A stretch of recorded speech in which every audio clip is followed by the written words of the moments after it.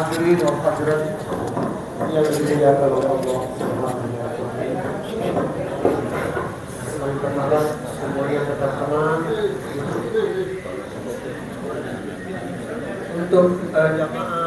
Untuk jamaah Sabtogo, halo, perhatian, untuk jamaah Sabtogo tidak usah ambil itu kita. Ada nanti apa kasih sebentar. Kita utamakan dulu yang lain. Untuk jamaah-jamaah inti yang jamaah khusus utamakan yang lain. Gampang. Ada disimpan khusus abah untuk kita. Sudah disimpan. Ya. Biar ini yang dari yang jauh-jauh, yang para ustaz, yang para kiai, yang para dosen ini mendapat.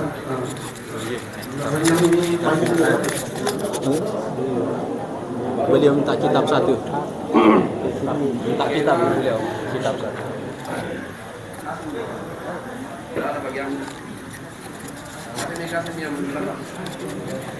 Ganti yang mendapat. Ya, baik.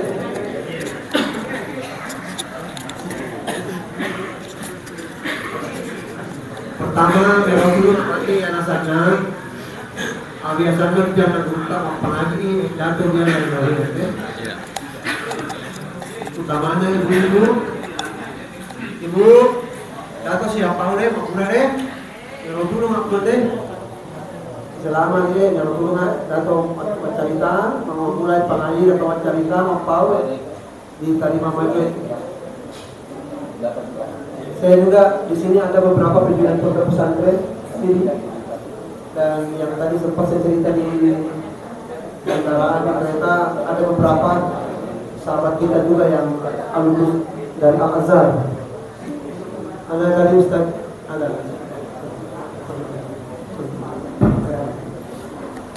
Iya.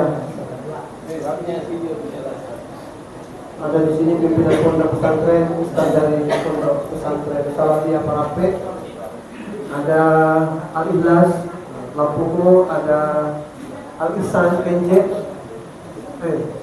Nagurut, Koko, Alhamdulillah, dan beberapa dosen dari kampus Universitas Al-Azhar Manda, dan ada juga beberapa mahasiswa dari STAI ini, ya. Olehnya, mari kita mempersilakan guru kita, Syekh Sidi Rohimudin Nawawi Al-Basri, untuk memulai rangkaian pengajian kita pada hari ini.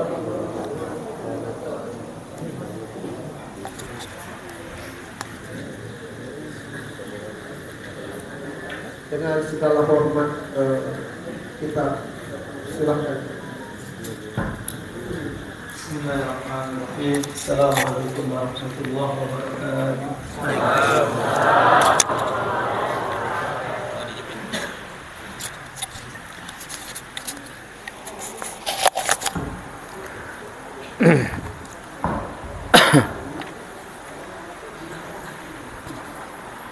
Alhamdulillah alladzi as'ada qawalib al-asfiya bil mujahadah wa as'ada qulub al-awliya bil musyahadah wa halla al-sinata salikina bil dhikri wa jalla khawatir al-arifina bil fikri wa habasa ashbah al-muttaqina min zulmi syahawat wa saffa arwah al-muqinina an zulmi syubuhat wa ashhadu an la ilaha illallah wahdahu la syarika lah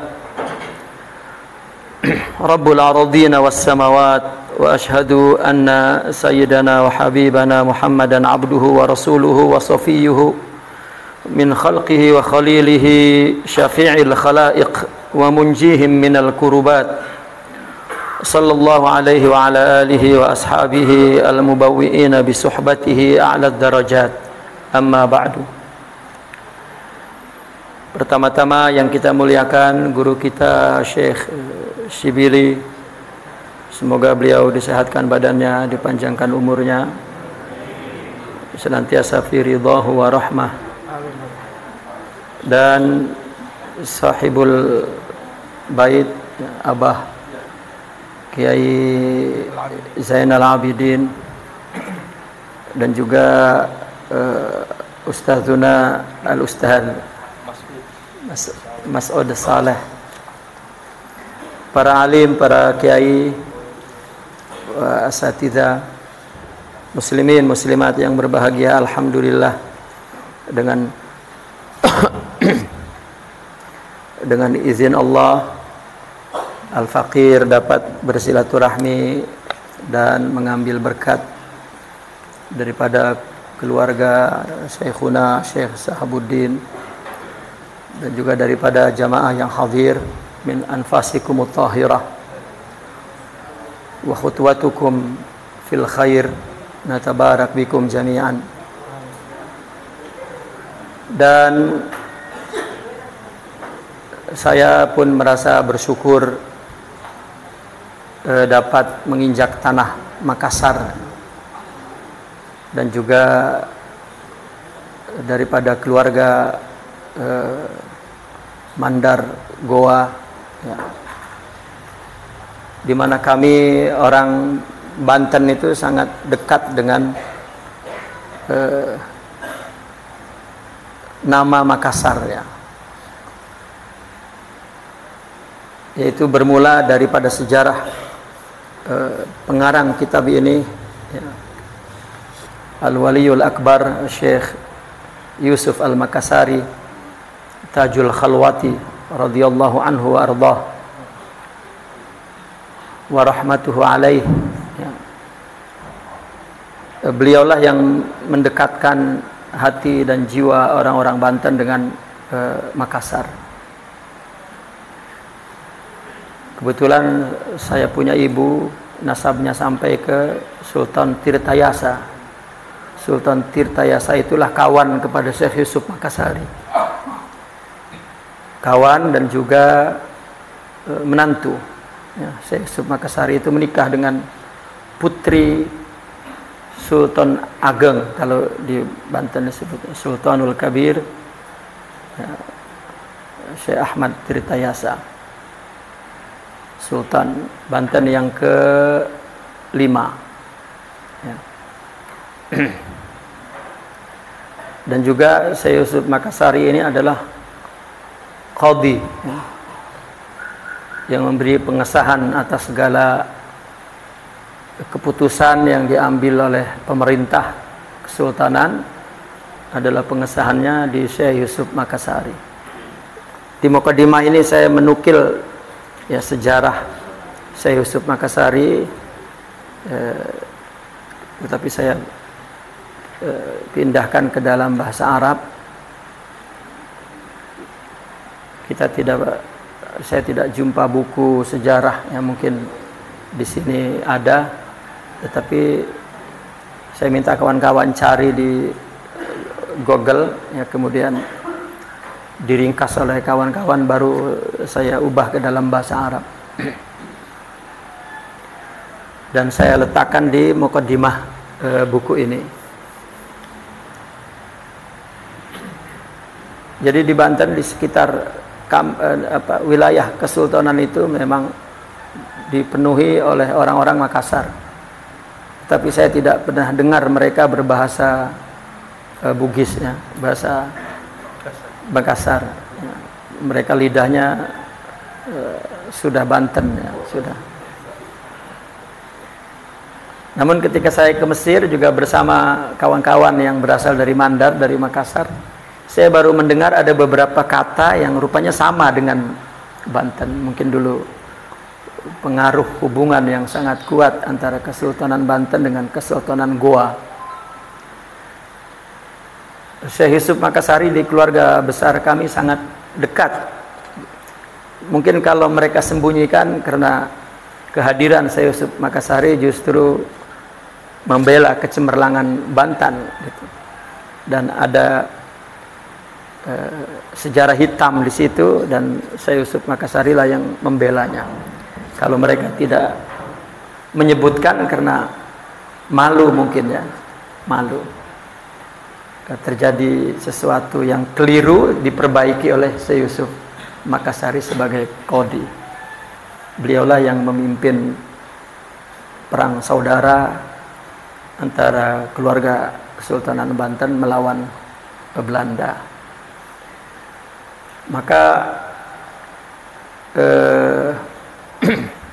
sejak lama juga Al-Fakir mempunyai keinginan untuk ambil berkat tanah Makassar ini, karena punya sejarah yang sangat berharga di keluarga besar Kesultanan Banten.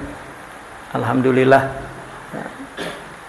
berkat wasilah beliau Al-Fakir mendapat kehormatan. Dan saya sering berpikir itulah fitnah daripada YouTube. Itu saya menyebut fitnah daripada YouTube. Al-Fakir mujarrad al-khadim. Saya tak ada apa-apa, hanya seorang khadim kepada ilmu, kepada ulama, kepada khidmat kepada umat Rasulullah sallallahu alaihi wasallam. Tak ada seperti yang dibayangkan. Mungkin itu ujian dan dosa bagi saya. Semoga Allah ampunkan Al-Fakir atas husnudzon antum kepada Al-Fakir. Dan insyaallah kitab Sirul Asrar ini saya dapatkan dari seorang kawan berupa manuskrip yang diambil dari Perpustakaan Nasional. Ada seorang dosen dan dekan di Universitas Syarif Hidayatullah di Banten. Beliau mengkaji secara khusus, meneliti seluruh karya Syekh Yusuf Makassari. Saya mendapatkan buku itu sudah hasil penelitian dalam bahasa Indonesia, maka saya minta dihubungi melalui murid beliau, yaitu Ibu Nabila Lubis. Beliau adalah seorang berketurunan Mesir, menikah dengan seorang mahasiswa berasal dari Medan, Lubis. Maka diboyongnya ke Indonesia, lalu menjadi seorang alimah yang besar di UIN Syarif Hidayatullah. Maka saya minta melalui murid beliau manuskrip Arab daripada kitab Syekh Yusuf Makassari. Dan salah satu kitabnya adalah Sirul Asrar. Seperti yang terdapat dalam muqaddimah di sini, bahwa Syekh Yusuf mempunyai karangan 23 karangan, dan yang saya letak yang terakhir itu Sirul Asrar, karena itu yang lebih dahulu menarik bagi Al-Fakir untuk dikaji, kemudian disyarah dengan syarah yang apa adanya. Kemudian saya mendengar ada seorang ustadz di Kuala Lumpur juga dalam tesis PhD beliau mengkaji sejarah Syekh Yusuf Makassari. Beliau menghubungi Al-Fakir karena melihat dalam catatan Al-Fakir ini Syekh Yusuf Makassari mempunyai 23 karangan. Beliau memberitahu bahwa sebetulnya Syekh Yusuf Makassari ini mempunyai 47 karangan. Beliau telah menemukan, meskipun manuskripnya tidak dijumpai. Mungkin barangkali ketika beliau berada di Cape Town, di Afrika.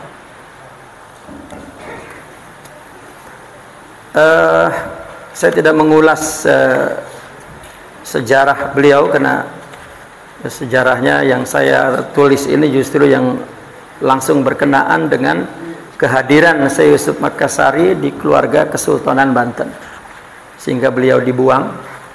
Dan kemudian sejarah yang ringkasannya saya terima dari kawan-kawan, jasadnya yang dikebumikan di Afrika itu, di kemudian atas permohonan Sultan Banten pada waktu itu, ya, dan bersama Sultan Kerajaan Goa yang Makassar pada waktu itu untuk mengembalikan jasadnya ke Makassar. Ya, saya sendiri sangat berkeinginan untuk ziarah ke Makassar ini kepada kedua tempat. Pertama ke Syekh Yusuf Makassar dan kedua ke Wajo. Ya. Wajo itu ada kubur Syekh Jamaluddin Kubro. Ya. Jamaluddin Kubro itu ayah daripada Nurul Alam. Nurul Alam itu ayah Syekh Maulana Hasanuddin. Dan kami punya silsilah itu kepada putra Maulana Hasanuddin yang kedua, Sunya Raras. Gitu. Nah, kuburan artinya datuk kami di Wajo itu. Ya. Jadi alhamdulillah pada hari ini Allah mentakdirkan Al-Fakir ya, dapat menginjak ya, tanah yang di hati kami orang-orang Banten sangat dekat, ya, Makassar, Wajo, dan Syekh Yusuf Makassari. Alhamdulillah.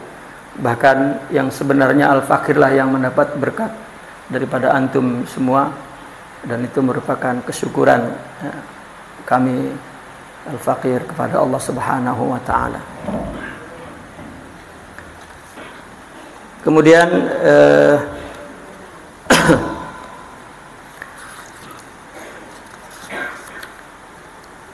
kita akan mulai daurah ya, kitab ini. Kita mulai di halaman 15 ya. Mungkin Al-Fakir akan membaca kitab Sirul Asrarnya, adapun syarah yang Al-Fakir tulis ya, tidak saya baca, hanya terus mungkin saya sarahkan langsung. Sebelum itu, kenapa saya memilih kitab Sirul Asrar ini? Karena saya mengagumi manhaj penulisan kitab ini. Beliau memulai daripada Nataij ya. Kitab ini kitab tasawuf ya, kitab tasawuf yaitu kitab tarikat. Jika tasawuf itu maknanya dibagi dua ya. Pertama, apa yang sudah kita kenal dengan istilah tarikat. Yang kedua adalah hakikat. Dulu mungkin di abad pertama, kedua, ketiga tidak muncul ilmu hakikat ini karena surah, majlah atau jelmaan kandungan-kandungan hakikat itu masih nampak dilihat. Seperti zaman sahabat, ketika kita ditanya, kenapa dulu di zaman Rasulullah tidak ada istilah-istilah hakikat ini? Karena hakikat itu adalah sebuah takbir ya, sebuah ungkapan, terminologi untuk sebuah kesempurnaan rohani yang surahnya, majlahnya, orangnya katakan bukan tidak ada, tetapi tersembunyi, bukan bersembunyi, tersembunyi oleh pemahaman kita yang keliru terhadap agama. Jadi kita tidak berjumpa ke roh jiwa yang memiliki kemurnian agama itu. Orang beragama sudah sangat maddi ya, materialistik ya. Dan pandangan agama pun lebih kepada pandangan dunia, kedudukan dan lain sebagainya, maka dia tidak melihat potret ya, kemurnian jiwa agama itu di dalam seseorang. Maka ketika hilang sosok itu dari pemahaman agama, maka muncullah istilah-istilah hakikat itu. Nah, maka ketika muncul istilah hakikat itu, maka mau tidak mau ya, dalam pandangan ilmiah, dalam pandangan ilmu, maka ilmu ini pun menjadi sebuah dimensi atau makna atau bagian daripada tasawuf. Saya justru sangat tertarik dengan istilah yang diungkapkan oleh pendiri Ikhwanul Muslimin. Ya. Al-Imam Hasanul Banna, beliau adalah seorang sufi, beliau seorang mursyid, tapi kemudian mendirikan pergerakan. Beliau pernah menulis satu ungkapan kecil. Ini sebuah kesimpulan daripada makna tasawuf. Beliau mengatakan, if'al ma wajab ya'ti kama wahab. Ya.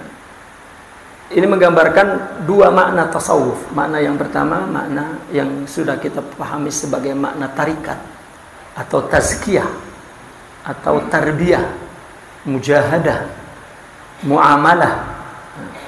Yang kedua, yang sering kita dengar tentang kasyaf, ya, hakikat, ya, mukasyafah. Ini adalah wahbi, anugerah Allah. Ya, sebetulnya menurut pengakuan para aulia, para arifin, bahwa kasyaf, ma'rifat, usul ini tidak ada jalan kita untuk kasab, usaha untuk mendapatkan ini. Ini murni anugerah Allah Subhanahu wa ta'ala. Namun maka disebut mukasyafah. Ya. Namun ini diperoleh adalah dari upaya tarikat. Nah, barangkali makna tarikat ini yang perlu kita bedah, ya, kita buka yang dengan makna yang betul. Ya. Buku ini buku tarikat, tapi beliau menyinggung tentang hakikat sangat halus sekali. Saya tidak membayangkan kecerdasan Syekh Yusuf Al-Makassari radhiyallahu anhu. Ya. Ketika saya membaca buku ini, timbul kegeraman, geram. Kenapa? Umpama orang yang hatinya dipenuhi dengan cinta tapi tidak berani mengatakan. Dia coba dengan kata-kata yang ringan maknanya, padahal cintanya begitu dalam. Kalau saya baca sosiologi atau sejarah ketika beliau hidup di zaman itu, rupanya Nusantara ini baru menghadapi perselisihan panjang yang terjadi di Aceh, antara Hamzah Ansuri dengan Nuruddin Aramiri. Generasi berikutnya adalah beliau. Maka beliau pandai mengemas pembicaraan hakikat dengan kemasan yang sangat indah. Nah, maka karena geram tadi, maka Al-Fakir sarahkan ya, dengan sarah yang apa tadi bahasanya itu? Majelis. Karena dari kegeraman itu, kenapa orang cinta tidak belak-belakan gitu.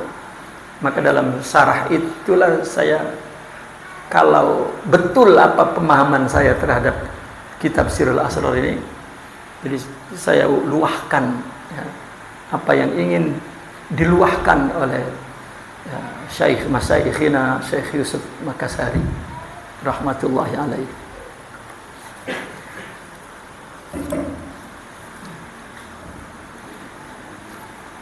Itu sebab beliau menyemat kandungan kitab ini dengan nama Sirrul Asrar. Ya. Bismillahirrahmanirrahim. Wassalatu ala Sayyidina Muhammadin wa alihi ma'at taslim. Alhamdulillah alladzi laisa kamitslihi syai'. Wassallallahu ala maulana Muhammadin ma laisa lahu fai'. Wa ala alihi wa ashabihi minal ansari wal muhajirin wa ala jami'il anbiya'i wal awliya'i wa tawabi'ihim ajma'in, amma ba'd. Itu kata faid ya. Meskipun merupakan min badi'iyatil kalam, tetapi juga mempunyai makna yang serasi. Kepada Allah ya, segala puji yang tidak ada sesuatu pun yang menyerupainya. Selawat kepada Rasulullah, ma laisa lahu fai, yang tidak memiliki bayangan. Fai maknanya zil, ya, bayangan. Dan kepada keluarga dan sahabatnya daripada Ansar Muhajirin dan semua anbiya wal auliya dan para pengikutnya semua. Qala radhiyallahu anhu wa nafa'na bihi wa bi ulumihi fi dharain amin ya rabbal alamin. Fa hadhihi risalatun fi ghayatil ikhtisar. Ini adalah satu risalah, ya, yang ditulis oleh beliau sangat ringkas. Namanya Sirrul Asrar. Samainaha bisirril asrar. Nafi'atan insyaallah ta'ala li dzawil basirati wal absar. Ya, beliau mengatakan kitab ini sangat manfaat tetapi bagi orang yang memiliki mata hati. Lalu di bawah itu saya menulis mensarahkannya Sirrul Asrar. Ya. Sir itu ya, dalam Al-Qur'an seperti ayat yang tertulis di situ, ya, bahwasanya Allah mengetahui sir, rahasia yang ada di langit dan bumi ini. Maka sir adalah yang tersembunyi, sesuatu yang tersembunyi itu sir. Lalu ditakkid dengan wa akhfa, itu. Wa in tajhara bil qawli fa innahu ya'lamu sirra wa akhfa. Juga kata sir dalam Al-Qur'an adalah sesuatu yang tersembunyi. Ya. Ayat yang pertama, anzalahul ladzi qul anzalahul ladzi ya'lamu sirra. Ini adalah rahasia yang berada di balik langit dan bumi. Ayat yang kedua, Allah berfirman wa in tajhara bil qaul, meskipun kita ungkapkan dengan kata-kata tetapi Allah tahu apa yang tersembunyi di belakang kata-kata itu. Maka sir, ya, menunjuk batin, ya, yang tersembunyi, yang tidak nampak, sir, atau kita sebut rahasia. Yauma tublas sarair, itu di hari kiamat, di hari yang Allah izharkan, tuzhir, ya, ma khufi. Allah zahirkan apa yang tadinya tidak zahir. Itu maknanya rahasia. Nabi pun sallallahu alaihi wasallam menjelaskan bahwa ada ilmu yang tersembunyi dengan istilah hayatil maknun. Ya, maknun itu tersimpan. Ya. Sesuatu jika diucapkannya A misalnya, padahal dalamnya B, maka A ini adalah sebuah sindiran, ya, tentang kandungan yang disimpannya. Maka maknanya maknun, tersembunyi. Maka itu merupakan sinonim, ya, taraduf kepada kata sir yang hanya diketahui oleh ulama billah, yakni al-arif billah. Apabila mereka ucapkan, maka mereka akan diingkari. Di situ saya ingin perbaiki. Fa idza nataqu bihi lam yunkirhu ahlul ghirrah. Itu salah cetakan. Ahlul ghirrah. Apa makna al-ghirrah? Adalah al-ghaflah fil yaqzah. Lalai dalam jaga.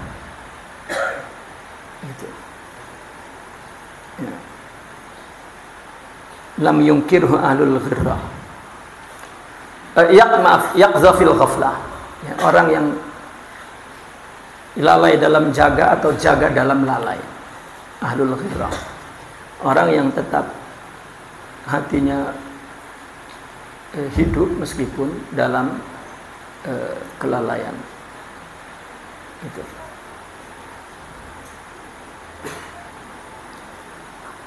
Maka ilmu yang tersembunyi, maka ada yang tersembunyi. Lalu ada ungkapan orang sufi menggunakan kata sir, as-sirru la yufsiduhu syaitan wa la yaktubuhul malakan wa yasta'siru bi ilmihil jabbar wa la taqifu alaihi al-aghyar. Sir adalah sesuatu yang setan tidak dapat merusaknya, malaikat tidak dapat menulisnya, dan itu hanya diketahui khusus oleh Al-Jabbar Allah. Dan Al-Aghyar manusia la taqifu alaihi, ya, tidak ngeh, tidak pernah mengetahui itu, la taqifu alaihi, ya, la ya'lamuhu wa la yantabih. Jadi ada ilmu-ilmu yang tidak disadari oleh orang. Ada sesuatu yang tersembunyi, itu sir, adalah rohani.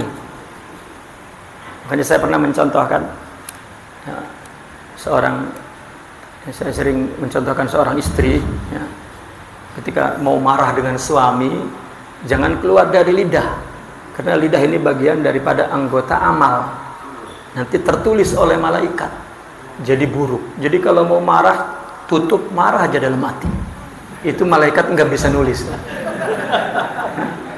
Istri misalnya marah dengan suami, tutup mulutnya dan caci maki habis, ya, mau bicara binatang apa semua ucapkan, tapi dalam hati itu tidak ketulis malaikat.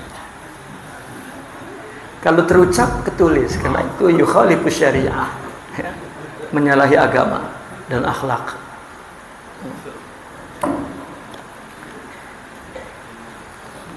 Saya pernah membaca kitab Futuhul Ghaib dari Imam Sultanul Aulia Syekh Abdul Qadir Al-Jilani. Saya sering ajak istri saya baca kitab itu. Di situ ada ungkapan Sidi Abdul Qadir, ya, seseorang jika mengeluhkan musibah dan kesakitannya, padahal hakikatnya itu dari Allah, maka dia jatuh di mata Allah. Sudah, ya, tidak dipandang oleh Allah. Ya. Itu saya baca dengan istri saya tuh, saya tunjukkan. Jadi kalau istri saya mengeluh, saya cari kitab itu, buka halaman itu, terus saya mengeluh. Ya. Jadi mudah saja tunjukkan begitu. Kamu mau jatuh di mata Allah. Ya. Maka sir itu adalah sesuatu yang tersembunyi, yang setan tidak merusaknya. Ada dalam kitab yang ditulis oleh Syekh Ahmad Ar-Rifai, ya, kitabnya berjudul Ahlul Haqiqah, isinya hadis. Di situ ada hadis bersanad di kalangan orang sufi tentang ikhlas. Ketika ditanya ma huwal ikhlas, terus ada anak-anak dari situ, kami bertanya dengan guru ma huwal ikhlas, dia pun bercerita, dia bertanya kepada gurunya ma huwal ikhlas, maka sirrun min asrarillah, yang dijawab oleh Rasulullah SAW. Jadi ikhlas itu juga bagian daripada, ya, sir itu maknanya adalah sesuatu yang tersembunyi, dan ikhlas sebagai sampelnya. Maka sir itu sebetulnya yang ada dalam jiwa kita, ya, tersembunyi. Maka orang sufi juga menyebut akhlak sifat yang abstrak, karakter dalam jiwa ini juga sir. Jadi kata sir menunjukkan kepada tempatnya dan juga isinya. Sir adalah karena tempatnya tersembunyi, maka isinya juga disebut sir. Maka di dalam tasawuf kalau disebut sir itu adalah akhlak. Ya. Kenapa orang sufi membuat istilah lain, tidak cukup dengan istilah akhlak? Karena orang-orang ahli filsafat telah memberikan definisi akhlak, ya, itu definisi akhlak itu mengacu kepada perilaku zahir. Maka akhlak adalah perbuatan yang dilakukan bi ghairi rawiyatin wala fikrin, gitu. Ini saya ingat, ini muqarrar di Al-Azhar, ya, yang dari Al-Azhar, ya, baca kitab akhlak itu, ya, definisinya seperti itu. Jadi perbuatan manusia yang dilakukan tanpa pikir panjang, artinya sudah jadi karakter. Nah, maka akhlak itu definisi dari zahir. Maka kena tasawuf adalah pembahasannya tentang ruh, tentang jiwa, maka dia membuat istilah-istilah. Dan juga punya argumentasi secara bahasa, juga dalil-dalil dalam Al-Quran dan hadis. Sir sama dengan nur, sir sama dengan nafas, ya. Ruh maksud saya, ruh, ya. Jiwa. Maka sirul asrar, saya menganalisa dari karya Syekh Yusuf Makassari. Ya. Imam Ibn Atham juga mengatakan, mastudi'a fi ghaibis sarair zuhara fi syahadatiz zawahir. Ini hikamnya sampai di situ. Al-Anwar itu sebetulnya masuk ke maqaya, itu terpisah. Meletakkan wawunya salah. Mastudi'a fi ghaibis sarair zuhara fi syahadatiz zawahir. Itu hikmah. Hikmah yang kedua, Al-Anwar maqayal qulubi wal asrar. Nah, kata al-asrar di sini seperti hikmah yang pertama, mastudia, tidaklah sesuatu yang disimpan, tersimpan, fi ghaibis sarair, as-sarairil ghaibiyah. Ya. Ghaib asalnya na'at, ya, as-sarairnya man'ut. Tapi kemudian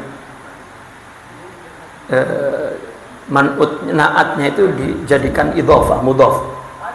Jadi ghaibus sarair li ajli ta'kid, ya. Artinya sesuatu yang disimpan rapat dalam-dalam gitu,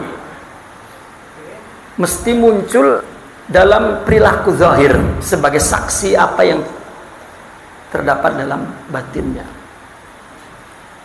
Seperti cinta kan, jika ditahan itu sebetulnya bukan makin tertutup, ya, makin nampak. Karena mungkin pandangan mata, gerak-gerik itu mungkin lebih jelas daripada ucapan. Ucapan boleh ditipu, tapi syahadatuz zawahir, persaksian dari anggota tubuh itu tidak dapat diingkari. Orang marah kan mesti mukanya merah, meskipun disenyum-senyumkan kan itu. Jadi ada saksi zahir. Nah, maka ketika di dalam batinnya tersembunyi sesuatu, maka akan nampak.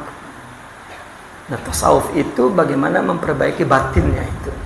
Karena apa yang dibahas oleh fikih itu bagian zahirnya, ungkapan daripada batin itu. Artinya sir itu sembunyi, ya.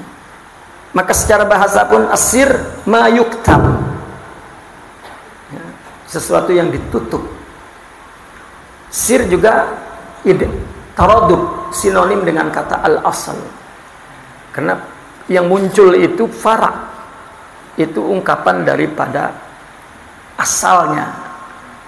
Tadi orang marah kelihatan mukanya merah, ini kan fara' namanya.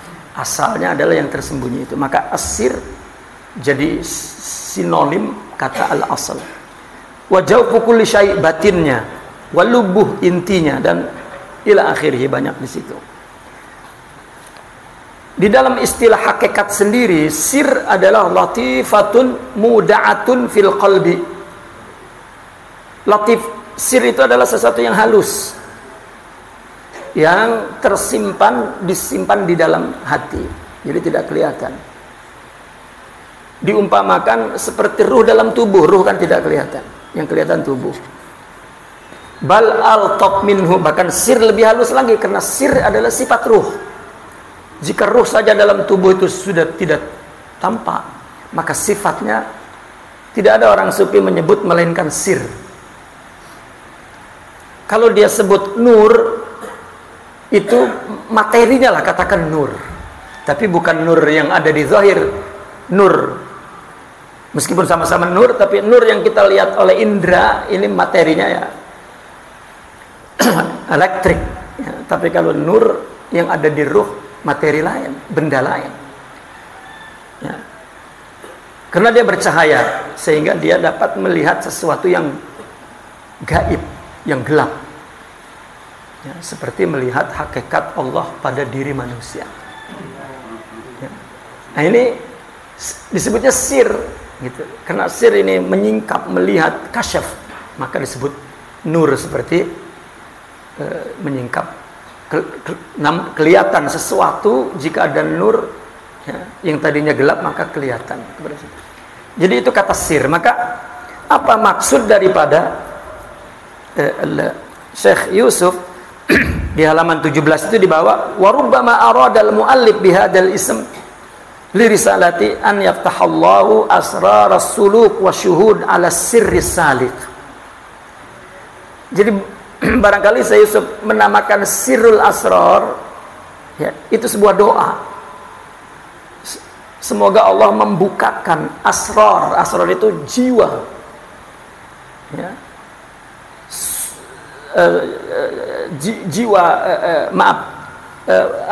Asrar di sini rahasia, maaf maksud saya. Semoga Allah membukakan rahasia suluk dan syuhud ya. Kepada siapa? Kepada sir. Nah ini baru jiwa, ruh as-salik. Jadi sirrul asrar ya, jiwa yang memiliki rahasia, sirrul asrar ya. Wahia ma'akhtisariha ya, tawajjuhu ibaratiha tuwajjihu ibaratuha wa tasri isyaratuha. Meskipun ringkas namanya, tapi ibaratnya jelas ya. Isyaratnya, ibaratnya tuwajjih, ibaratnya menuju ke satu makna, dan makna isyaratnya juga tersimpan di dalam istilah itu. Sirrul asrar, semoga jiwa seorang salik mendapatkan rahasia anwar tadi, sifat-sifat rohani. Itu syarah daripada Al-Fakir, karena Al-Fakir mengambil siyak dari syarah ini dari perkataan beliau, sirrul asrar nafi'atan lidzawil basirah. Ini bermanfaat ya, bagi orang yang memiliki. Baik. Kemudian ma'iyatullah wa ihatatuh. Sebetulnya kitab aslinya tidak ada judul ini ya. Ulama dulu menulis tanpa ada taksim ilmi gitu, tanpa bukan penulisan ilmiah, ada pembagian fikrah pemikiran, ada pengelompokan tema gitu. Beliau nulis saja, kita yang baca itulah yang menangkap berapa tema yang dibahas di situ dan berapa bagian pemikiran yang diurai di situ. Maka ketika Al-Fakir baca ya, sangat unik. Beliau tidak mengatakan wusul, syuhud, tapi beliau mengatakan ma'iyatullah wa ihatatuh ya. Ini saya belum pernah ketemu kitab-kitab tasawuf kecuali dari tulisan Syekh Yusuf Makassari. Beliau menceritakan tentang usul, syuhud, kasyaf, tetapi dengan istilah lain yang tidak lumrah.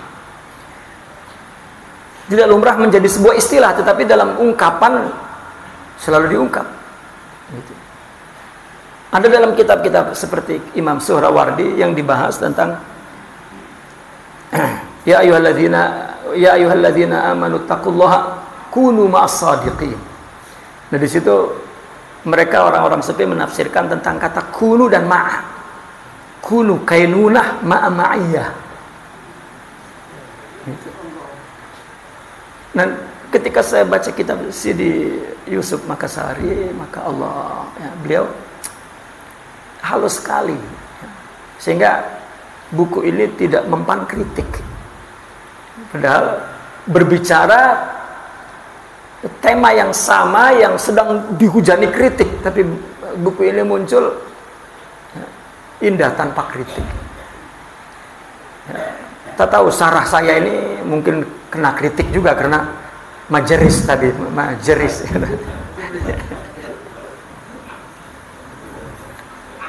Ada dua, ma'iyatullah dan ihatatuh. Ini satu terminologi yang langka diangkat oleh Sidi Syekh Yusuf Al-Makassari. Jadi orang apabila melakukan tarikat, maka natijahnya, hasilnya akan ma'iyatullah dan akan ihatatuh. Saya cari ihatatuh itu tidak jumpa kecuali di dalam kitab Futuhatul Makkiyah. Maka saya tuang ke sini. Ya. Saya sudah curiga jika ulama bicara hakikat mesti sumbernya larinya ke situ. Meskipun dia ubah-ubah. Ya. Beliau mengatakan qala radhiyallahu i'lam ya akhi as'adakallahu ta'ala wa iyana. Semoga Allah membahagiakan engkau dan kami. Annahu yanbaghi lil 'abdil 'arifis salik. Ini sudah jelas. Beliau menyindir arif yang salik. Alladzi kana li nafsihi malik. Seorang hamba yang mengenal Allah, yang berjalan menuju kepada Allah, yang sudah menguasai dirinya, tubuh ini dan sifat-sifatnya. An ya'lama anna Allah ma'ahu. Dia tidak menggunakan an ya'rifa, tetap menggunakan asal istilahnya an ya'lama. Nah, maka saya ada menulis dalam Usulul Fikri Sufi perbedaan antara ilmu dan ma'rifah. Karena kita mendengar saudara-saudara kita mengatakan kata al-arif billah itu bid'ah. Karena sahabat tidak ada al-arif billah, Sidna Abu Bakar Siddiq tidak ada. Tapi tiba-tiba muncul di abad ke-7 al-arif billah. Seolah-olah ini pangkat lebih tinggi daripada sahabat. Ya. Ketika saya ditanya itu, saya tidak mampu menjawab. Bagi saya kesempatan untuk mengkaji. Ya. Saya coba mencari di beberapa kitab, lagi-lagi ketemunya di Futuhatul Makkiyah. Ya, saya rujuk ke situ. Imam Ibn Arabi dengan gamblang dan jelas membicarakan tentang istilah ilmu dan ma'rifat itu. Maka satu pasal dalam kitab yang Al-Fakir tulis itu 99% saya tulis di situ pendapat Imam Ibn Arabi antara ilmu dan ma'rifat, bahwa asalnya adalah ilmu. Ya, boleh saya singgung sedikit? Dulu tidak ada istilah orang yang mengenal Allah itu al-arif billah, al-alim billah. Ya, karena kata ilmu lebih luas cakupannya dari kata ma'rifat. Ma'rifat ini bagian kecil dari kata ilmu. Kenapa gelar untuk orang sufi jadi al-arif tidak al-alim? Ya, itu terjadi, kata Imam Ibn Arabi, kecemburuan para salikin, ya, cemburu kepada masyaikhnya. Karena di abad-abad kelima itu mulai nama ulama itu diberikan kepada siapa saja, kepada yang ilmunya sedikit sama sebutannya dengan ilmunya banyak. Orang alim tetapi masih hubbud dunya wa syahwat, nah sama-sama disebut alim dengan orang-orang yang wali. Maka kecemburuan orang sufi, gurunya disebut al-arif billah. Tapi akhirnya ya, karena terus menyebar ya jadi istilah yang ya, dan pun dalam buku-buku istilahat ditulis al-arif billah adalah satu ya, istilah untuk orang yang pengetahuannya di atas ilmu katanya. Maka ilmu mubtadi, ma'rifah itu tinggi. Tapi kalau kita keluar dari dunia tasawuf, ya, pengetahuan itu disebut ma'rifat semua. Ya. IPA ma'rifat, IPS ma'rifat. Taib. Beliau mengatakan an ya'lama padahal an ya'rifa. Ya. Seorang arif mengetahui annallaha ma'ahu haitsu kan. Allah bersamanya dimanapun dia berada. Ini sesuai dengan hadis Nabi, afdalu imanil mar'i an ya'lama annallaha ma'ahu haitsu kan. Iman yang afdal adalah mengetahui bahwa Allah bersamanya. Seolah-olah iman yang afdal itu dalam istilah tasawufnya ma'rifat. Karena ma'rifat itu nama besar untuk jiwa yang di dalamnya terdapat asrar. Ya. Seolah-olah ilmu dalam istilah tasawuf kita jangan bawa keluar. Ilmu itu pengetahuan yang disimpan di akal, tetapi ma'rifat adalah pengetahuan yang disimpan di ruhani. Ya. Akal ini kan mendapatkan pengetahuan itu melalui alat sifat tubuh ini, indera. Maka ma'rifat juga dari indera batin. Jadi kalau ilmu selama anggota tubuhnya sehat, maka ya, sehat dalam arti pengetahuan ini tidak ditekan oleh perkara emosional misalnya, maka pengetahuannya akan adil misalnya, moderat gitu, benar. Ya, begitu juga rohani, kalau bersih maka pengetahuannya akan, ya, ma'rifatnya juga akan sahihah gitu. Nah maka seolah-olah beliau dengan dalil, ya, Al-Fakir mencari hadis ini ada dalam Al-Arba'una Sughra, ya, tentang dawamil muraqabah lil Imamil Baihaqi, bahwa afdalu imanil mar'i. Jadi ada iman yang afdal. Memang di dalam pembahasan tasawuf, iman itu satu keyakinan masih dalam tataran akal. Karena iman itu kepercayaan yang diperoleh dari informasi wahyu. Al-Quran, hadis kita terima dengan akal kita, maka kita ubah tuh ideologi asas berpikir kita. Karena pikiran inilah yang memerintahkan perbuatan anggota tubuh. Jika ideologinya, asas berpikirnya adalah Rabbani, ya, ketuhanan, iman, maka orang akan percaya dengan perintah-perintah agama dan akan melakukannya. Namun iman yang paling afdal, iman apa yang paling afdal? Iman itu tidak ada lebih, tidak ada kurang secara hakikat. Ya, maka saya pernah terangkan definisi iman lebih ziyada wa yanqus, bertambah dan berkurang, itu istilah Al-Imam Asy-Syafi'i. Ya. Karena pendekatan ini lebih ta'abbudi, lebih kepada pendidikan ibadah. Kalau imam 4 yang lain, terutama Abu Hanifah, fikihnya lebih kepada tafalsufi, logik.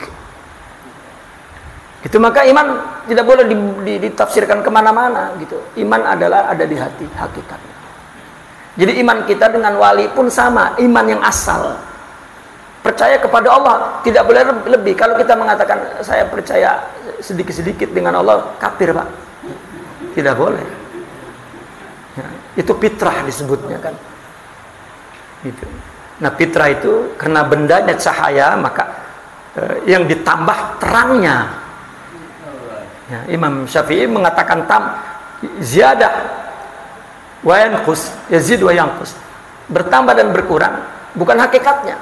Kalau umpama sebuah benda, hakikatnya enggak membesar, enggak mengecil, tapi cahayanya itu yang terang dan redup. Karena al-imanu nurun. Dan itu pembahasan tasawuf, maka itu sebab kullu sufiyin syafi'i. Itu jadi istilah udah di Arab itu. Setiap sufi pasti syafi'i. Tapi kan kata kul kan tidak menyeluruh, ya. Tidak menyeluruh. Bahkan mereka berani membalik, kullu syafi'i sufi. Saking umumnya banyaknya begitu. Kul kan adalah majority, ya. Kul. Nah maka iman yang afdal adalah iman yang bukan hanya di permukaan pikiran, perbuatan, tetapi iman yang sudah masuk ke dalam batin. Itu sebetulnya ada hadis lain. Nabi mengatakan al-imanu bid'un wa sab'una syu'bah. Kalau iman itu keyakinan di dalam maka cabangnya mesti ke dalam gitu. Nabi menyebut iman itu 70 sekian cabang. Jadi kalau boleh kita ganti dengan istilah kita akar. Ya. Iman itu ini yang afdol, inilah iman yang hakiki. Ya. Inilah cahaya. Karena itu sebab orang sufi menyebut sifat tadi sir atau nur. Ya. Setelah Nabi menyebut 70 sekian cabang yang masuk ke batin itu cahayanya itu. Ya. Kemudian a'laha kalimatul la ilaha illallah, qaulul la ilaha illallah. Yang tertinggi iman itu adalah tauhid. Jadi tauhid itu akhlak. Ya, hasil daripada iman yang paling afdal tauhid. Yang wa adnaha imatatul adza anit thariq. Yang paling rendah iman itu syu'bah itu imatatul adza, menyingkirkan segala gangguan di jalan. Ya, apakah gangguan kebersihan, gangguan lain-lain lah ya, yang mengganggu. Ya, ma yu'zi. Hadis itu kemudian Nabi menyebut al-haya'u minal iman. Haya adalah ya, sampel ya, juzuk daripada yang 70 itu. Maka kalau Nabi menyebut iman itu 70 sekian, yang atas adalah la ilaha illallah tauhid, yang bawah adalah imatatul adza. Lalu Nabi yang menyebut sampel tengahnya haya. Nah di situ siddiq, ikhlas, syukur yang disebut dalam tarikat maqamat. Maka saya sering buat istilah sendiri. Bagaimana iman yang berupa maklumat ya, kita ubah menjadi maqamat. Ya. Nah apabila sudah berubah menjadi maqamat, inilah yang dimaksud dalam hadis afdalu iman ya, iman yang paling afdal. Maka hasilnya iman yang paling afdal itu adalah ma'iyatullah, an ya'lama annallaha ma'ahu haitsukan. Ini keunikan ya, Sayyidina Yusuf al-Makassari ya, mengungkap hakikat berdasarkan dalil dan tidak menggunakan terminologi yang memang selalu menimbulkan kontroversi. Ya. Dan itu memang sikap orang sufi. Orang sufi ketika dia meluahkan satu istilah, lalu istilah ini dianggap yukhalifu an-nas adh-dhahir, ya, menyalahi teks agama yang nyata, maka dia tarik lagi, dia ganti lagi. Karena kata-kata bukan maksudnya tetapi makna. Ya kan orang ketika mengungkapkan cinta kepada perempuan, I love you, masih biasa, diganti lagi. Ya. Sampai akhirnya, kau belahlah dadaku. Nah ini kan kata-kata menyalahi peri kemanusiaan. Ya, kalau perempuan yang strength diambil pisau, dibelah saja dadanya. Kan ini kontroversi ini bahasanya. Nah inilah saya melihat keapikan ya Syekh Yusuf Makassari. Nah kemudian ma'iyah itu ada dua ya, dalam pembahasan ulama ma'iyah ada dua. Saya tidak banyak ya, mengurai lagi di halaman 18 di bawah ya.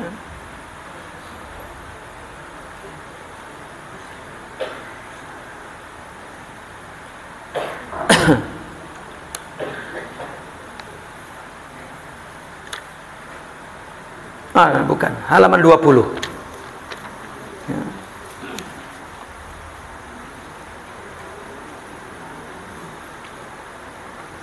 Setelah saya pun menambahkan dalil-dalil dalam Al-Quran seperti wa huwa ma'akum aina ma kuntum innani ma'akuma asma'u wa ara ya.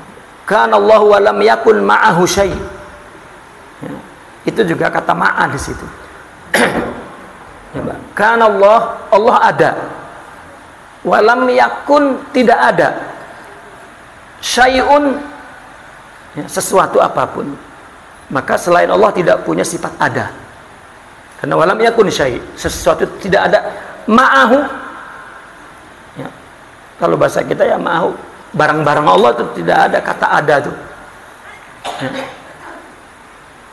Nah, maka ketika seorang disebut bersama Allah, berarti dia memiliki kesempurnaan sifat jamal Allah di dalam jiwanya.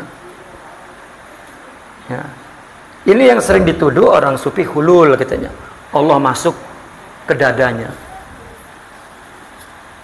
Ya. Kalau nuduhnya kepada kita yang awam, ya nggak apa-apa. Mungkin ya, kita memang belum punya tauhid yang tinggi, tetapi kepada orang seperti Imam Al-Ghazali misalnya, ya, itu sungguh satu penghinaan, dan bahkan ya, kita ragu kepada orang yang berkata ini akidahnya. Ya, kok boleh dalam otak dia itu Allah masuk ke dalam dada? Itu kan jika menuduh itu berarti itu yang ada dalam jiwanya, pahamnya seperti itu. Ya. Baik. Ma'iyah itu ada dua di halaman 20. Ya. Fal ma'iyatu tanqasim ila qismain. Ini karena Al-Fakir membaca pendapat-pendapat ulama, ternyata memang ada dua, pembahasan umum ulama dan pembahasan orang sufi. Karena ini kitab tasawuf, maka yang dimaksud oleh Syekh Yusuf Makassari, ma'iyah ini ya adalah dalam konteks tasawuf. Ma'iyah yang pertama, ma'iyatullahil ammah, wa hiya min ahkamis sifat wa tatadammanu ilma rabbi bi ahwali khalqihi mu'minan kana aw kafira. Wattila'uhu ala jami' ahwalihim wa tasarrufatihim adh-dhahira wal batinah, sifatun aw sifatan dzatiyatan lillah, aw sifatun dzatiyatun lillah fa hiya tastalzim al-ihatata bil khalqi. Jadi ma'iyah secara umum itu adalah merupakan ketetapan sifat Allah. Misalnya Allah punya sifat kasih sayang. Ya. Maka sifat itu Allah berikan kepada seorang ibu misalnya kepada anaknya, seorang suami istri, manusia antara manusia, manusia kepada binatang. Ketika dia menyayangi sesuatu, maka berarti Allah memberikan sifatnya kepada kita, menetapkan ahkamus sifat, menetapkan sifatnya, memberikannya nih kepada kita, sifat kasih. Maka kita bersama Allah. Ya. Allah juga punya namanya Ar-Razzaq, pemberi rizki. Nah, ketika kita memberi rizki kepada anak, maka nama dan sifat itu Allah berikan kepada kita. Itu berarti kita semua ini adalah jelmaan sifat. Maka kita bersama Allah. Kebersamaan kita kepada Allah itu ya, ada dalam uraian di sini. Ya, selanjutnya itu seperti kebersamaan angka 1 dengan bilangan 3. Itu mesti semuanya 1 semua tuh.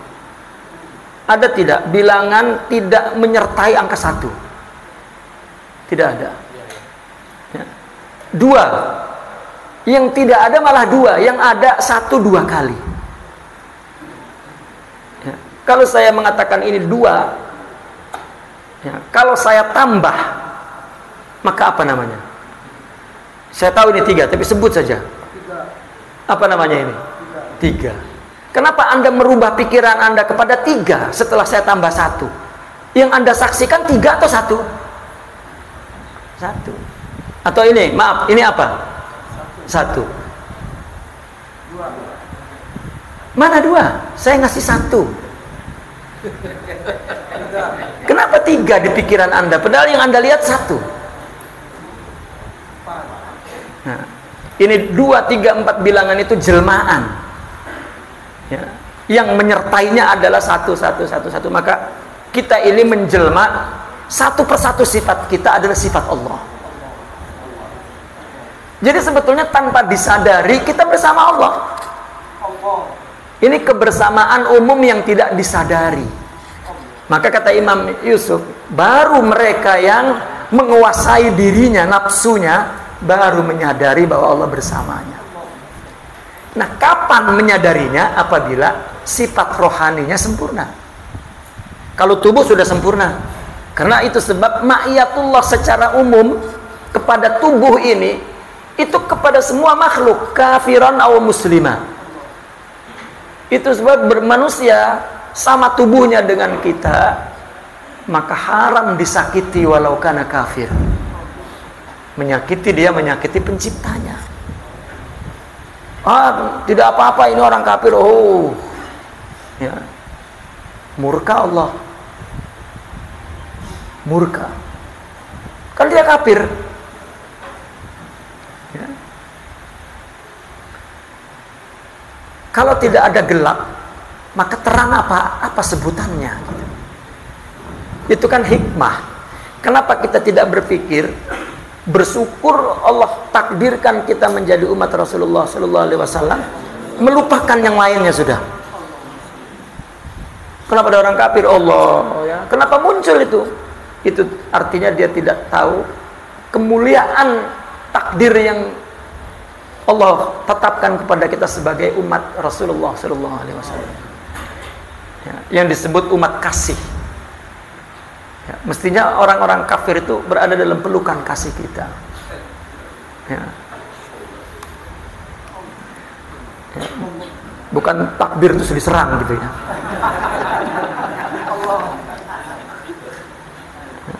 Kalau Allah Maha Besar, dipeluk, jangan diserang. Ini yang pertama nih, itu dalil-dalilnya. Yang kedua baru ma'iyatullahil khasah.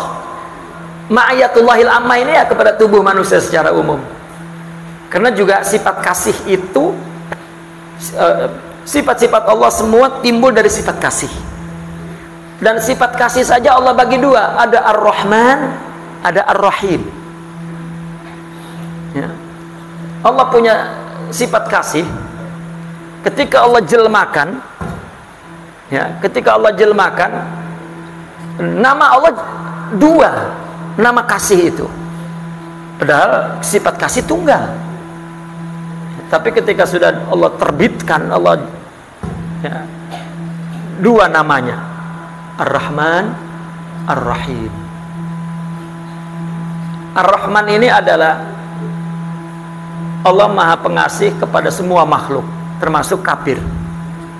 Artinya semua makhluk adalah jelmaan sifat Allah, maka semua makhluk bersama Allah. Tapi ada yang khusus kepada orang mukmin, Ar-Rahim. Itu rohani. Gitu.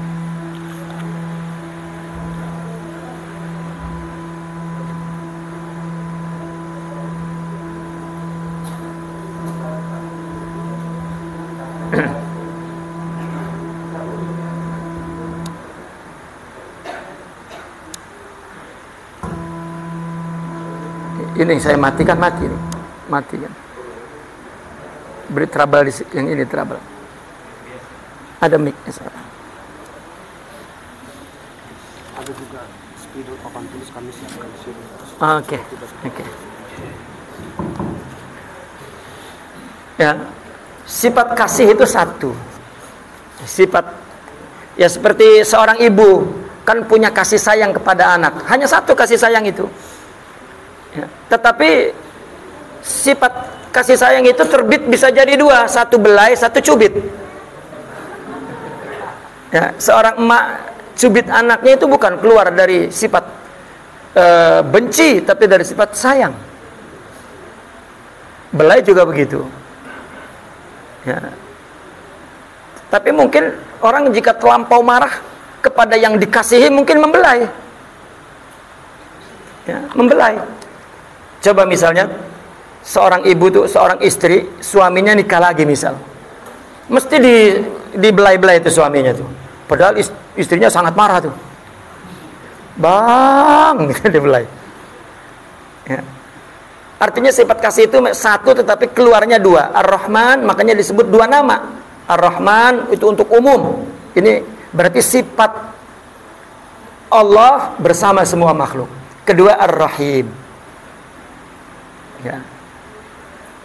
Ya, di dalam Futuhatul Makkiyah ya, ketika beliau membahas ma'iyah menyertai si Ar-Rahman Ar-Rahim. Bahkan di dalam suratul Fatihah, tafsir lil Imam Ibn Arabi sudah mentafsirkan Ar-Rahmanir Rahim dengan tafsiran seperti ini. Taib.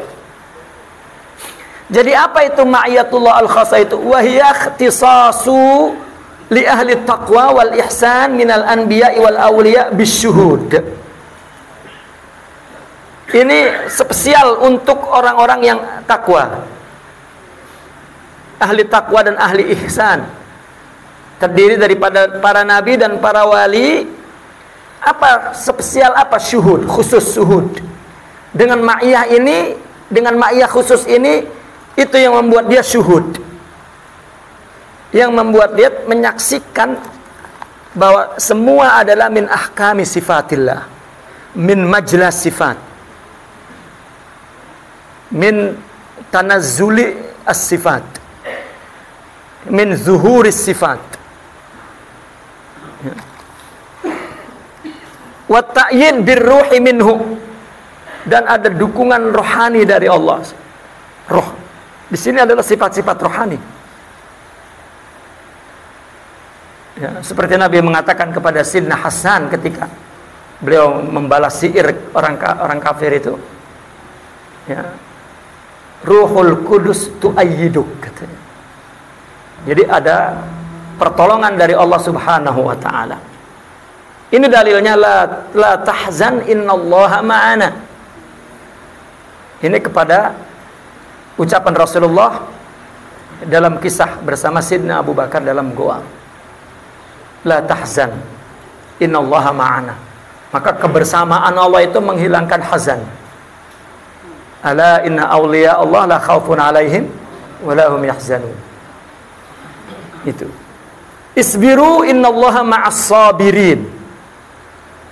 Ya, sabar itu adalah berarti Allah menyertai dia. Maka ma'iyah di sini ma'iyah sifat-sifat rohani. Ya, sabar, innallaha ma'as sabirin, innallaha ma'as syakirin, innallaha ma'al ladzina taqau, innallaha ma'al muhsinin. Ya. Innallaha ma'al ladzina taqaw wal ladzina hum muhsinun. Ya, dan seterusnya. Maka ini adalah orang-orang yang bersama Allah, ini adalah yang khusus, yang menimbulkan syuhud.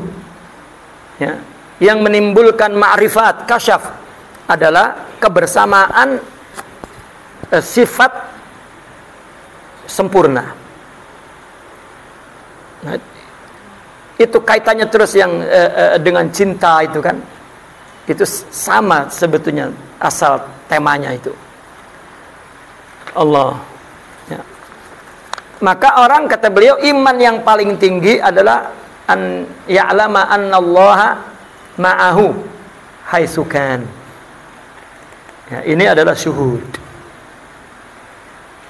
Kita yang tidak syuhud ini tidak tahu kalau kita adalah jelmaan sifat Allah. Jadi Allah tajalli meskipun kita tidak tahu, tapi ada mereka yang tahu akan tajalli itu. Jadi tajalli itu ya tajalli meskipun orang tidak syuhud, tidak syahid, ya. Tidak syuhud atau syuhud, ya, tetap tajalli. Dan orang yang syuhud tahu bahwa ada atau tidak tajalli itu, tajalli atau tidak tajalli, orang syuhud tahu. Contoh misalnya ada orang berakhlak buruk, orang yang syuhud tahu kalau dia tidak ditajallikan oleh Allah sifat baik. Maka ketika orang itu berkata buruk, bersikap buruk, yang menyalahi syariah dan ya, maka mereka tahu bahwa itu Allah tidak tajallikan kebaikan. Ya. Karena Allah tidak mentajalikan kebaikan, maka dia tidak punya baik. Bagaimana orang tidak punya memberi? Maka perbuatan dan perkataan adalah pemberian sifat di dalam batin. Kalau tidak ada baik, maka buruk. Jadi yang ada itu hanya baik. Buruk itu adalah tidak ada, dia tidak ada kebaikan. Jadi yang mudah kita maafkan adalah orang berbuat buruk kepada kita karena dia tidak ada. Namun kalau karena kita tidak merasa tidak ada maka marah. Kalau kita juga mengaku tidak ada, tidak marah. Yang dilihat adalah qudrah wa iradatuh. Ya. Ini makna ma'iyatullah yang dimaksud oleh Sidnal Imam Yusuf Makassari. Nah yang kedua, wa kadzalika yambaghi lahu aidan an ya'lama anna al-haq subhanahu wa ta'ala muhitun bil asya. Ini sudah ma'iyah muhit. Allah punya sifat ihatah. Ya. Wa kana Allahu bikulli syai'in muhita. Allah muhit, meliputi kepada segala sesuatu. Kalau Allah tajallikan sifat muhit kepada seorang hamba, maka hamba itu ya'lamu kulla syai' wa yuhitu. Ya, ini beliau sangat apik sekali dan tidak bisa dikritik. Ya. Tetapi saya buka untuk bisa dikritik di dalam syarah ini. Jadi manusia sejumlah asya, manusia juga asya. Setiap nama Allah, ya, kullu ismin min asma'illah yuhitu bisyai'. Sebetulnya nama muhit itu bukan nama sifat, satu sifat yang independen. Semua sifat Allah itu yuhit. Contoh misalnya, sifat melihat kita ini tidak dapat melihat kalau sudah ditutup dengan dinding. Tapi sifat melihat Allah yuhitu kulla syai', tidak ada penghalang. Kita tidak dapat melihat yang gaib. Sudah, kalau saya menghadap ke sana, maka yang di belakang saya tidak nampak. Kita kan, antum menghadap ke sini, antum tidak melihat yang di belakang. Itu namanya penglihatan antum tidak punya kekuatan ihatah. Begitu juga pendengaran ini, kita hanya mendengar di sini. Ya, kita tidak mendengar ada orang menjerit sekarang itu karena dilanggar mobil dan ada yang jatuh kecebur di sungai menjerit, kita tidak terdengar itu Pak, karena tidak ihatah. Kalau kita dikasih mendengar tidak dapat tidur Pak.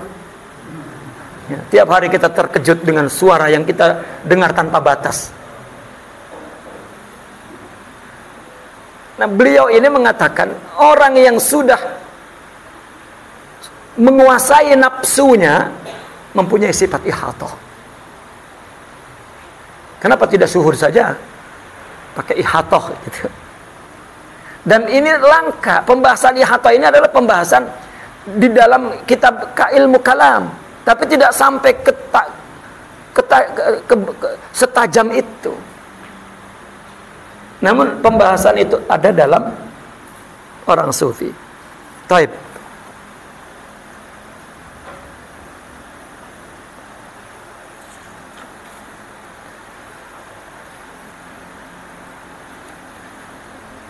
Maka setiap kita punya nama Allah, punya sifat Allah, artinya merupakan tajalli dari sifat dan asma Allah, tetapi tidak punya ihatah.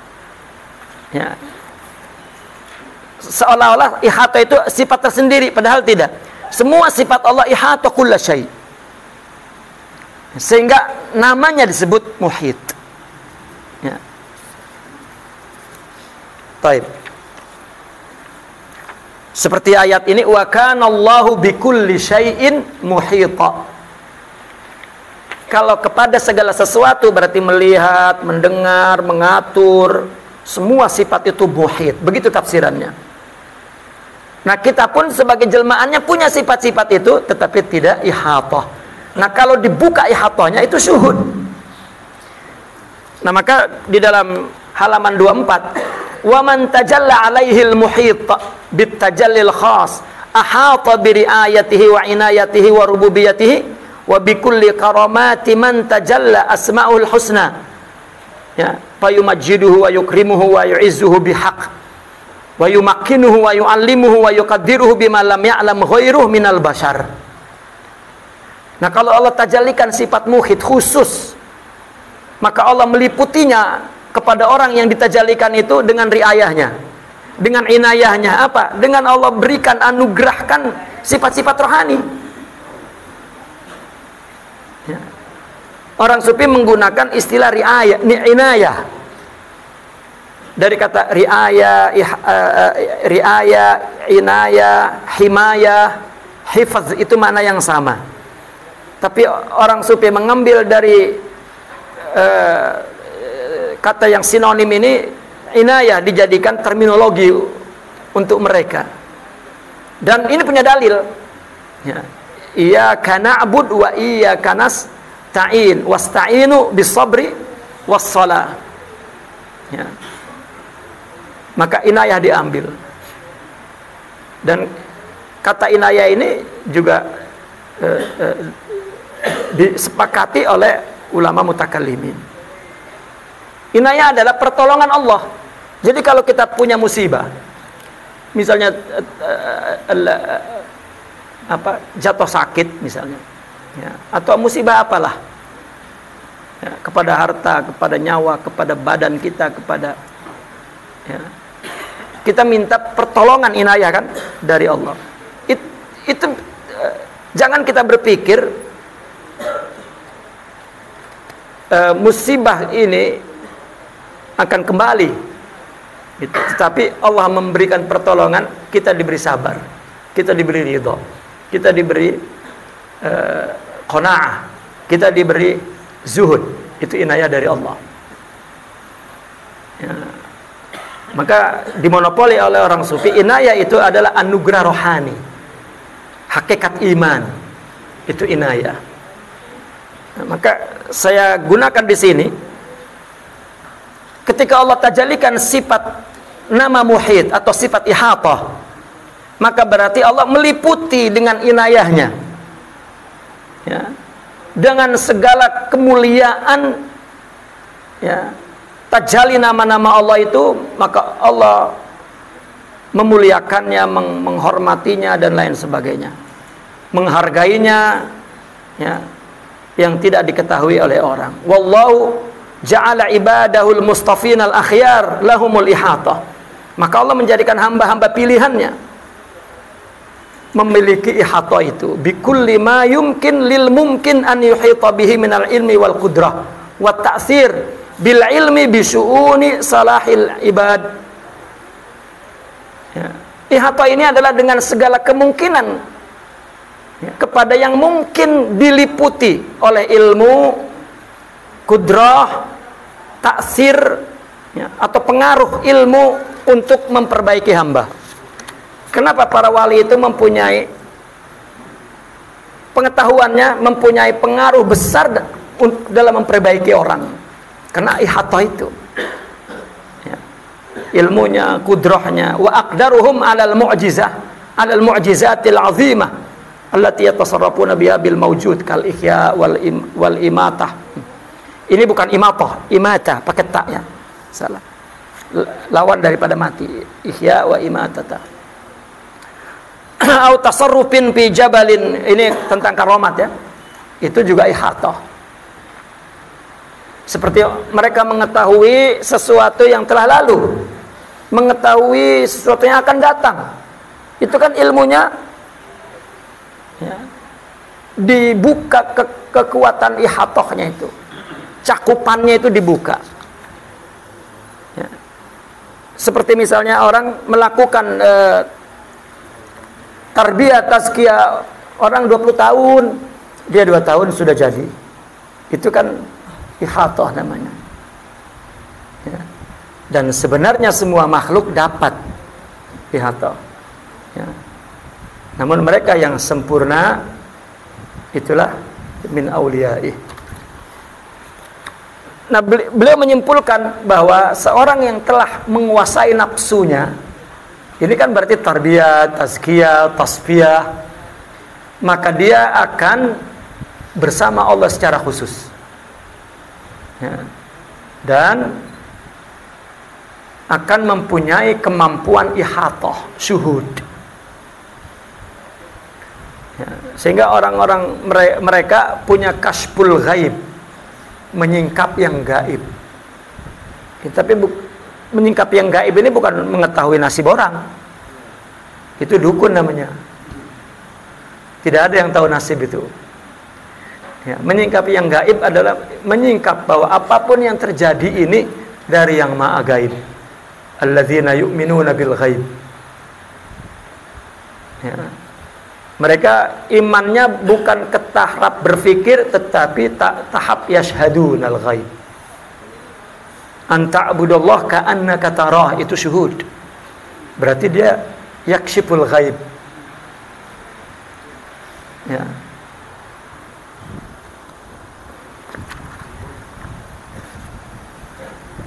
Lalu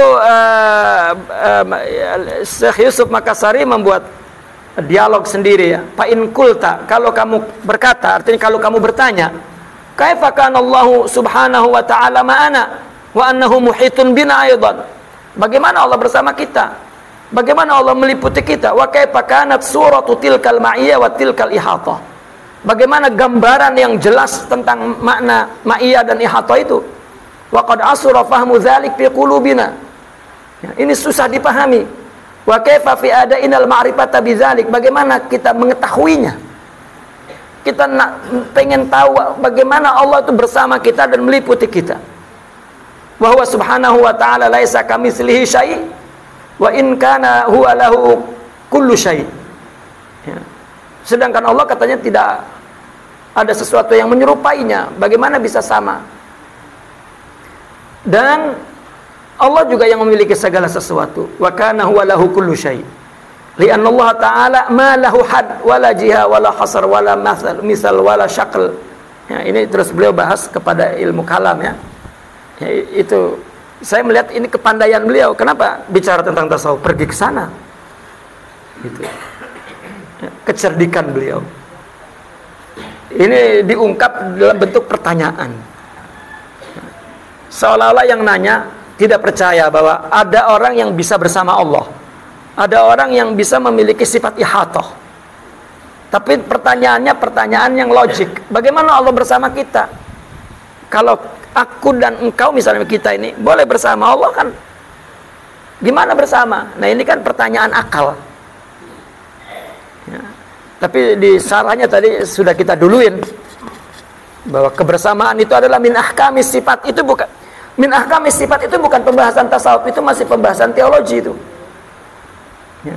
Karena orang sufi ma'iyatullah itu sudah syuhud. Ya, sifat kerohani bukan sifat kefisik.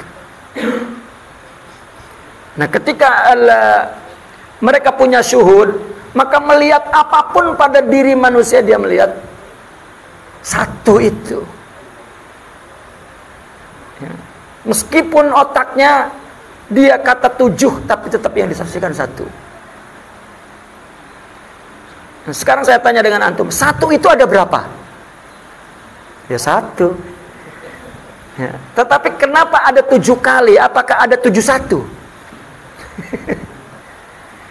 Ya. Dan 7 adalah ilusi. Ya. Maka yang kita saksikan dalam rupa makhluk itu ilusi. Yang Allah ingin jelaskan adalah 1. Tapi masih dibahas lagi oleh orang sufi. Karena di sana ada kata ahad. Apa perbedaan ahad dengan wahid? Dan ada lagi di sana wahdaniyah. Itu masuk kepada akidah kita tuh. Wahdaniyah, qudrah, iradah. Kenapa wahdaniyah? Ya.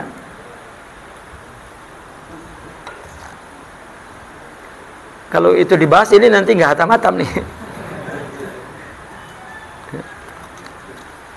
Apa jawabannya?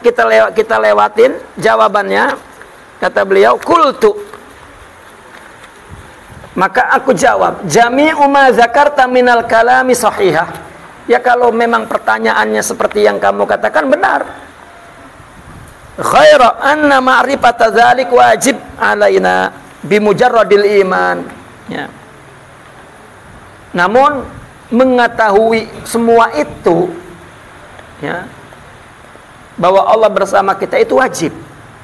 Dan itu hanya perlu diimani saja. Selesai. Wal uqul ma laha tariq ila tahqiqi dzalik. Untuk meraihnya, membuktikannya, akal tidak punya kapasitas.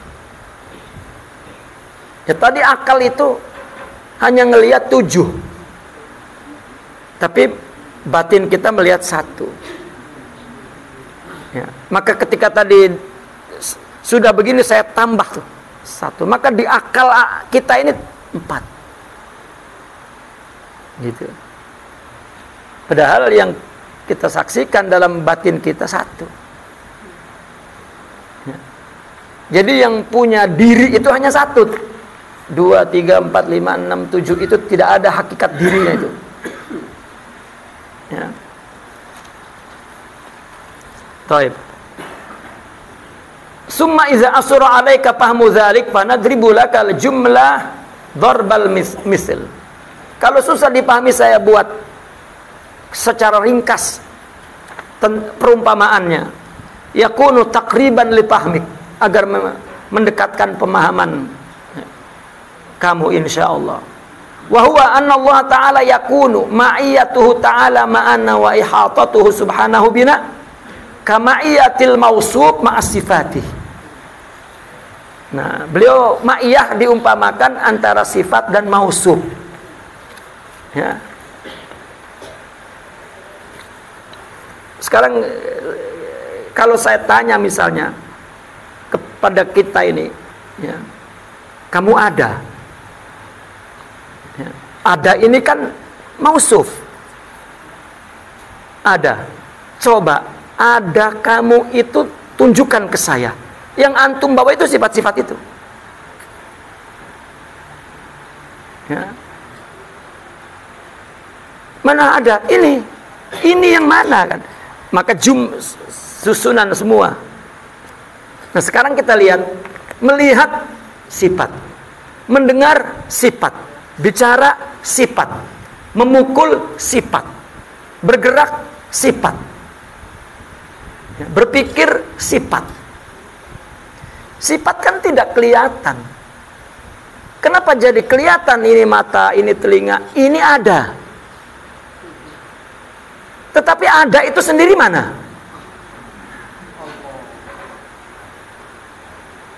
Maka ilustrasinya begini. Ini kalau disinari sesuatu maka timbul bayangan. Maka kita ini umpama bayangan. Bayangan ini tadi kita sejak awal mengatakan bahwa kita ini jelmaan sifat. Berarti kita ini bayangan sifat. Kenapa sifat nampak? Sifat kan abstrak. Tadi kita sudah mengatakan sifat itu kita punya sifat abstrak, nur, sir. Yang bikin dia nampak sifat wujud. Jadi yang ada itu tersimpan di dalam nur. Ketika nurul wujud, cahaya ada itu menyoroti sifat-sifat Tuhan, maka bayangan sifat itu jadi ada. Oleh karena itu sekarang kita susah mencari ada itu. Ya. Kalau kita mencari ada kita susah, bagaimana ada Allah itu?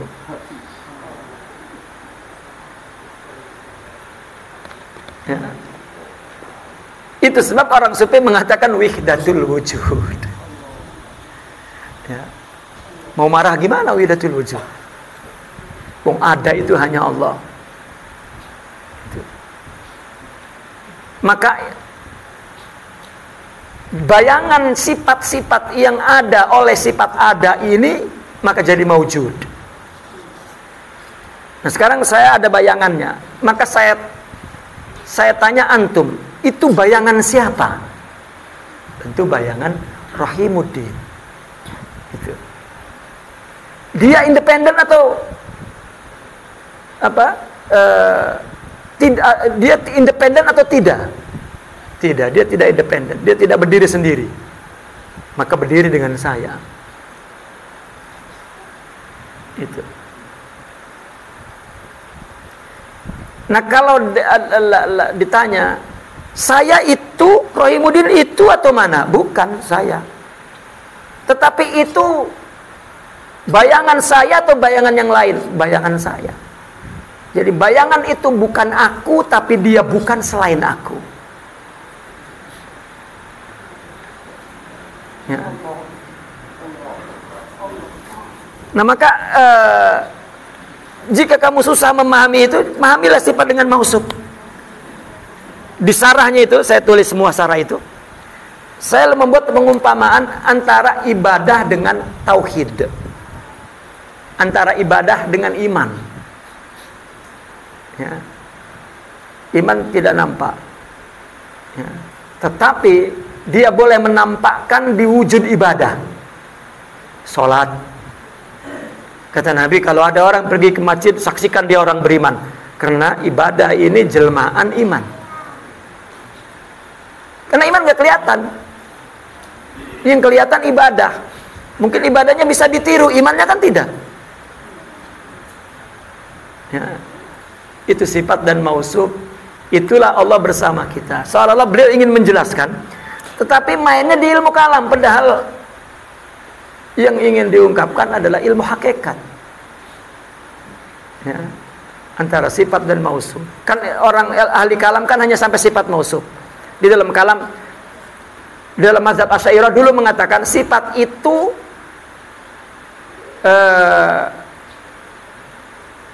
bukan zat, tetapi sifat bukan selain zat. Sudah. Nah, karena diteruskan oleh orang sufi, karena manusia ini jelmaan sifat, sama kedudukannya. Jadi makhluk ini bukan Allah, tetapi makhluk bukan selain Allah. Maka orang sufi menyebut makhluk ghair. Ghair itu bukan yang lain. Nah, ghair ini tidak ada. Ditambah lagi, ghair ini kan selain Allah. Kita disebut selain Allah. Apakah selain Allah itu ada? Tidak ada. Selain Allah itu Allah.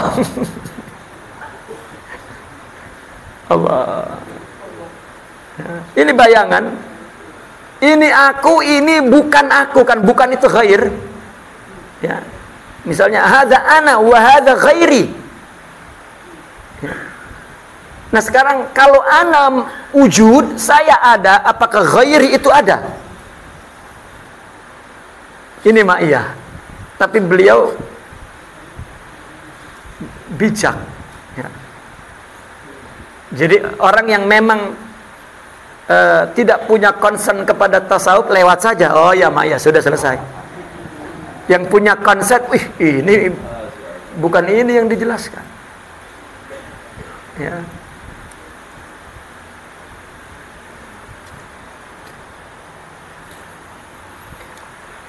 Nah kemudian yang kedua tentang ihatah. Ihatah itu beliau mengumpamakannya, yaitu antara lazim dan malzum. Ya, itu dalam pembahasan mantik. Lazim dan malzum. Contohnya seperti api dan panas. Kita kalau menyebut panas, mesti nyebut api. Api. Maksudnya panas. Karena panas itu sudah lazim di api. Jadi api itu meliputi panas. Ya. Panas itu diliputi oleh api. Nah, kita ini panas atau api? Itu. Nah, maka Allah meliputi kita. Kita keluar dari Allah. Ya. Maka kata Imam Al-Ghazali dalam Kimia Sa'adah, anta ya bani Adam, anta ta'ti min batinik la min zahirik. Kamu datang dari batinmu, bukan dari zahirmu. Ini sudah zahir dari mana? Ya, dari batin. Padahal yang punya nama al-batin wa zahir huwa. Nah, dalam kondisi ini mereka mengatakan anal haq. Dari ihatah untuk keluar anal haq. Ana la bal anta huwa katanya. Saya tak ada, yang ada kamu, dia. Ana tadi itu adalah huwa. Kenapa di hari huwa? Huwa domir apa? Ghaib mutlak. Baiklah.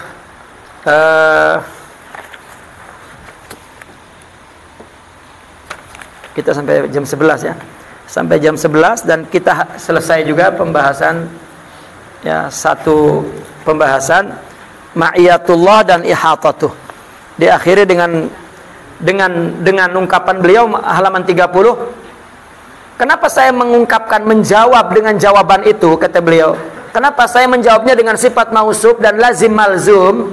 Karena kalau saya ungkapkan yang lain menimbulkan kontroversi. Rupanya ini yang memancing saya untuk membuat sarah. Oh ya Allah ya. Beliau bukan takut ya. Dan ada dalam salah satu kitab beliau belak-belakan juga ya. Kata beliau li'anna ba'dal ibaratil ladzi yakunu ghaira ma abarna. Karena kalau redaksi-redaksi lain selain yang saya ungkapkan barusan itu, wa masalna, dan yang saya umpamakan fi ghayatil iskal, itu akan menimbulkan kerumitan. Wa fihi mazallatul aqdam, dan di dalamnya mengandung ketergelinciran orang memahami, bisa salah memahami, nanti saya pula yang dikejar, kata beliau.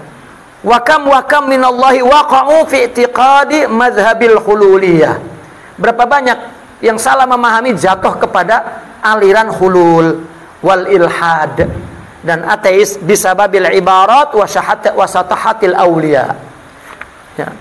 Berarti beliau mutamassik bis sunnah sangat tinggi, karena guru beliau adalah musnid ya, anil hadis yang siqat, Syekh Zakaria ya, itu guru beliau yang memberi gelar Tajul Khalwati. Jadi beliau juga merupakan musnid dan ahli hadis. Itu sebab ya, beliau hemat menggunakan istilah terminologi ya, hakikat, tetap dengan menggunakan istilah yang syar'i, tetapi di dalamnya mengandung makna yang sama dengan ungkapan ahli hakikat. Dan saya membahas tentang hulul di situ, nanti kita bahas, karena beliau menyebut istilah hulul, dan sebagian orang juga menuduh orang sufi itu hulul. Itu saya menggelarinya, orang yang menilai orang sufi hulul itu dia tidak pakai otak, tapi pakai otak-otak. Naqifuna walhamdulillah, al-Fatihah.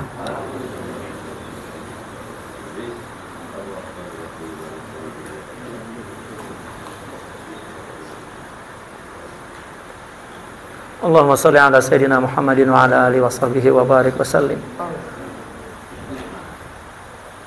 Allahumma inna nas'aluka an tuhaqqiqana bima 'allamtana wa 'allimna ma yanfa'una wa zidna ilman bi rahmatika ya arhamar rahimin.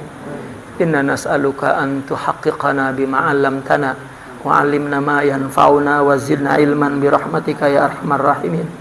Allahumma inna nas'aluka ilman nafi'a wa nuran sati'a wa qalban khashi'a wa lisanan dzakira wa badanan sabira wa shifaan min kulli da. Allahumma kun lana wa la takun alaina. Rabbana ya Allah zalamna anfusana wa tub alaina wa illam taghfir lana lanakunanna minal khasirin. Rabbana la tu'akhidna in nasina aw akhtana. Rabbana wa la tahmil alaina isran kama hamaltahu ala alladzina min qablina. Rabbana wa la tuhammilna ma la taqata lana bih. Wa'fu anna waghfir lana warhamna anta maulana fansurna 'alal qaumil kafirin. Sallallahu ala sayyidina Muhammadin wa ala alihi wa sahbihi wa barik wa sallim. Alhamdulillahirabbil alamin. Assalamualaikum warahmatullahi